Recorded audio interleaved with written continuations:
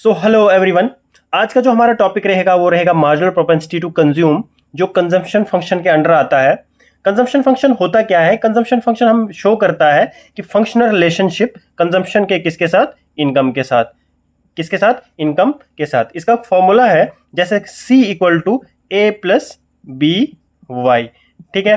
Consumption equal to A क्या है? Autonomous consumption है। ऑटोनॉमस कंजम्पशन क्या होती है कि जब भी अगर हमारी इनकम जो है वो क्या है? जीरो है, लेकिन कंजम्पशन क्या होगी? कंजम्पशन हम कुछ ना कुछ तो कर रहे होंगे। ठीक है, ये क्या है? ये ऑटोनॉमस कंजम्पशन है। बी क्या है? बी हमारे पास मार्जिनल प्रोपेंसिटी टू कंज्यूम है, एमपीसी। और वाई क्या है? ये इनकम है। ये क्या है? ये कंजम्पशन फंक्शन है। तो आज हम पढ़ेंगे मार्जिनल प्रोपेंसिटी टू कंज्यूम, जिसको हम एमपीसी भी बोलते हैं। एमपीसी होता क्या है कि it refers to the rate at which consumption increases. Consumption increase हो रही है in response to a given increase in income. इसका मतलब है कि कंजम्पशन बढ़ रही है किसके रेस्पॉन्स में? इनकम के बढ़ने से कंजम्पशन कितनी चेंज हो रही है। और ये कौन बोलता है? ये बोलता है मार्जिनल प्रोपेंसिटी टू कंज्यूम।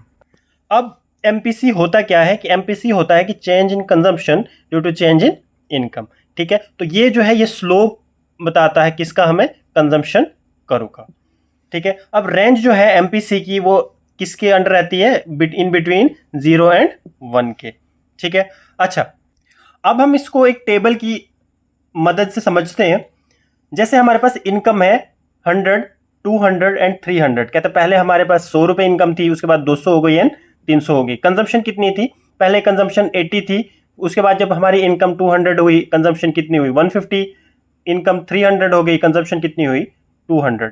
ठीक है, फॉर्मूला है हमारे पास एमपीसी का क्या कि change in consumption due to change in income. Change in consumption कितनी हुई? पहले तो हमें पता नहीं है कि पहले कंजम्पशन कितनी थी, इसलिए हम यहाँ क्या छोड़ दिया खाली। उसके बाद देखा हमने पहले हमारी 80 थी और अब कितनी है? 150। तो कितना डिफरेंस है? 70 का। अच्छा, उसके बाद क्या है? 150 और 250 का डिफरेंस। चेंज इन इनकम कितनी है?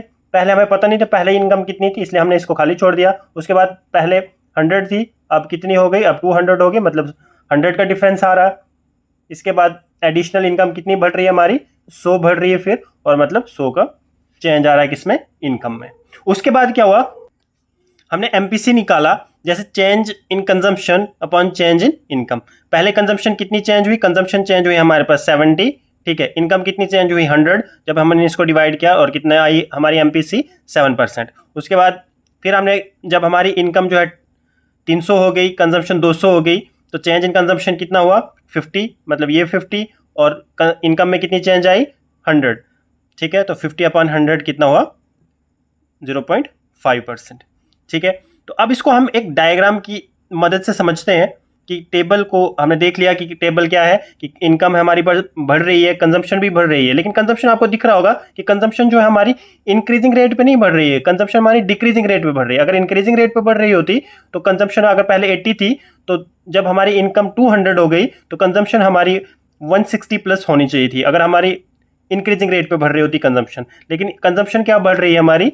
कंजम्पशन हमारी बढ़ रही है, लेकिन बढ़ रही है एट डिक्रीजिंग रेट। तो ये डायग्राम में हमने दिखाया कि वाई एक्सिस पे हमारे कंजम्पशन ली है और एक्स एक्सिस पे हमने क्या किया है? इनकम को प्लॉट किया है।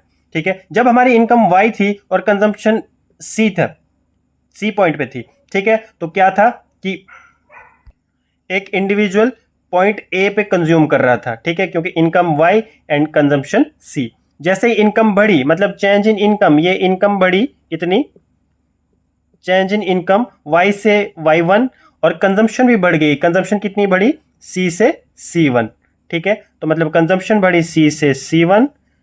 ठीक है, और इनकम बढ़ी y से y1। तो ये इसको क्या लिखेंगे हम? Change in consumption and change in income. तो फॉर्मूला क्या था हमारे पास? MPC equal to change in consumption upon change in income. तो ये बताता है इसका स्लोप। ठीक है, इस कंजम्पशन कर्व का स्लोप कौन बता रहा है? Change in consumption upon change in income. ठीक है, तो ये था मार्जिनल प्रोपेंसिटी टू कंज्यूम होता क्या है, कैसे स्लोप ये शो करता है, कैसे रिलेशन शो करता है। एक बात याद रखनी है आपको कि जब भी when income increases MPC decreases. कहते हैं कि जब भी इनकम बढ़ रही हो, लेकिन एमपीसी जो है ऑलवेज क्या होता है? डिक्रीज होता है। जैसे हमने एक एग्जांपल ली थी कि हमारी इनकम कितनी है? 100, कंजम्पशन 80। ठीक है, उसके बाद हमारी इनकम कितनी डबल हो गई, 200 हो गई, लेकिन कंजम्पशन हमारी कितनी हुई, 150। ठीक है, कंजम्पशन इंक्रीज हुई लेकिन कि डिक्रीजिंग रेट पे। ठीक है, उसके बाद हमारी इनकम कितनी हुई, 300, एंड हमारी कंजम्पशन कितनी हुई, 200। ठीक है, जब 200 कंजम्पशन हुई, पहले 80 थी, उसके बाद 150 हो गई, और उसके बाद 200, मतलब हमारी कंजम्पशन जो है, कंजम्पशन बढ़ रही है, इंक्रीज कर रही है, लेकिन एट डिक्रीजिंग रेट। और ये आपको याद रखना है कि जब भी इनकम बढ़ेगी, इनकम इंक्रीज होगी, लेकिन marginal propensity to consume always decreases. तो ये था हमारा आज का टॉपिक,